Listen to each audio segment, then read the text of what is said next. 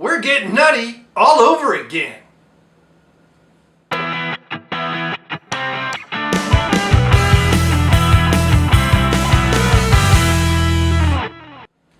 Hey, it's Brain Muffin back with a beer review, and here we have Rogue Hazelnut Brown Nectar, ale with natural hazelnut flavor.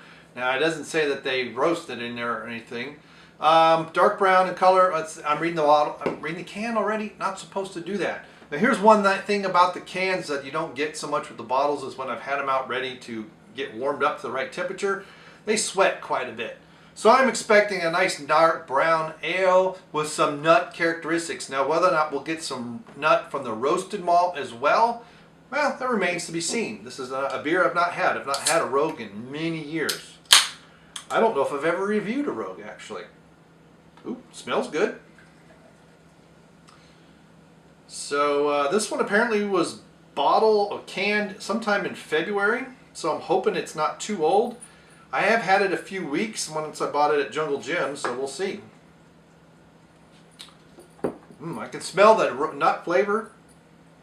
Oh, wow. That is very hazelnut. Very, very noticeable on the nose. And there's a hint of malt sweetness in the background. Almost a slightly smoked nutty aroma.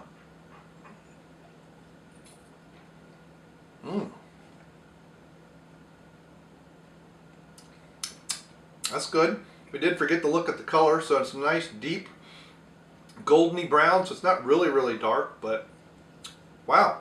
Almost hints of coffee on the aftertaste, on the back end. So I'm going to say that's most likely coming from the roasted malts.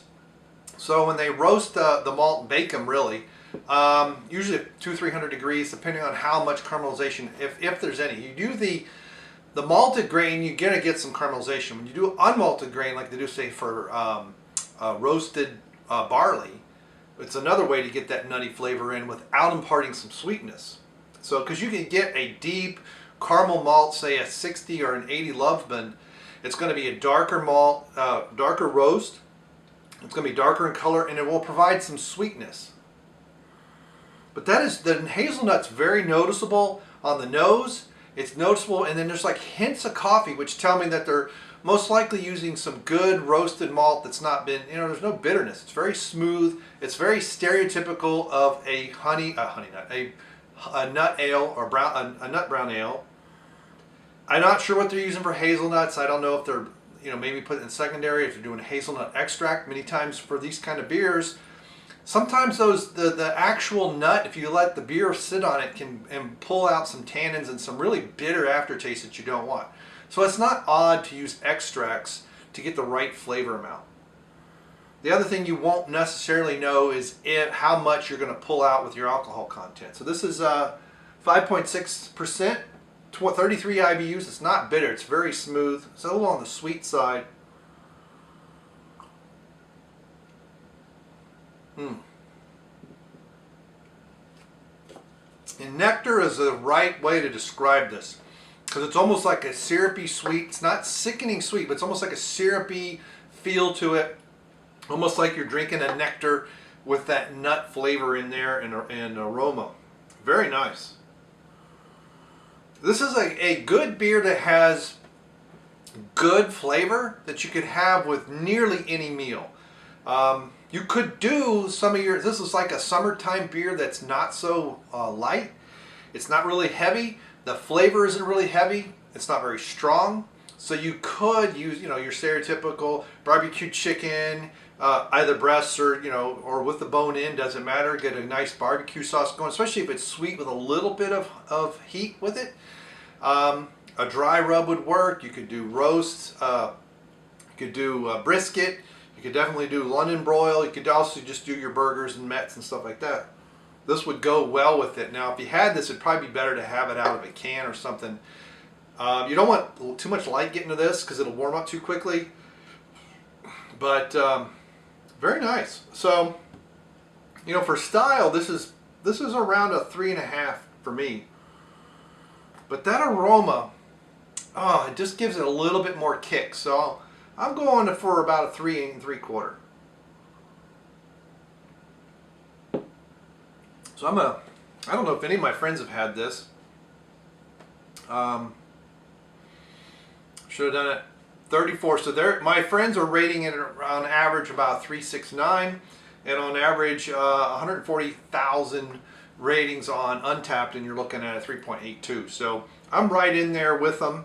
It's I've had some better nut brown type ales. I like the Nectar characteristics and the way that it kind of has this almost syrupy viscosity feel to it. It's like feels slightly thicker than it really is. It's not like an oil or something, but it just kind of has this little bit of depth to the feeling. It's got a nice clean finish with hints of coffee at the back end, very smooth, not bitter, so it's quite good. So I recommend. So 3 3/4 from me, and I got some kind of, it's not a badge, it's some kind of notification. So there you go. Have you had Rogue Hazelnut Brown Nectar? Do you think it's good? Do you think it's bad? Let's see if there's any pairings on the can. Brewed and dark with hazelnut aroma, a rich nutty flavor, and a smooth malty finish. I agree with all of that. So we have, okay, so we got 12 ingredients. So we have a 2-row malt, we have Munich malt, we have C15, C75, C120. So that's the caramel malt. So it's a 15 Loveben, 75, and 120. 120 is pretty dark. I guess there's some brown malt, so some roasted brown malt. We have their Roasted Farms, Rogue Farms, Dare and Risk. I guess those are the hops, I'm not sure. And Kelm coffee malts. So there's the coffee aromas. We've got a Revolution and Independent hops, hazelnut extracts. There you go. Free range coastal water and Pac-Man yeast. And they use Pac-Man yeast. So the farms have provided some of the specialty malts and the 2 varieties of hops.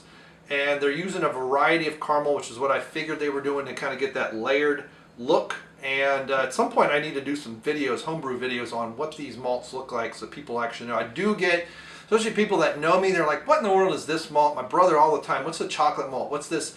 And I really probably ought to do some videos on that. I would love to go to a homebrew store and do it, but we'll see. All right, thanks for stopping by. Thanks for clicking like. Thanks for subscribing. Thanks so much for the suggestions and ideas. We're getting to them as soon as we can, and we'll see you next time. Goodbye.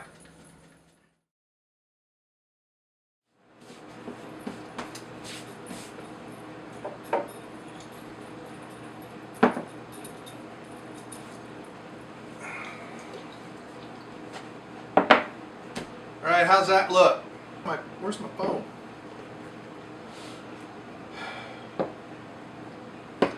All right, we're going to one last test. Oh yeah.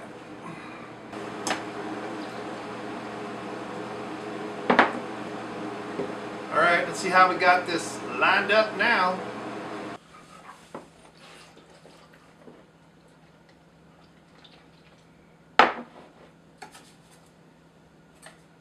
Speed!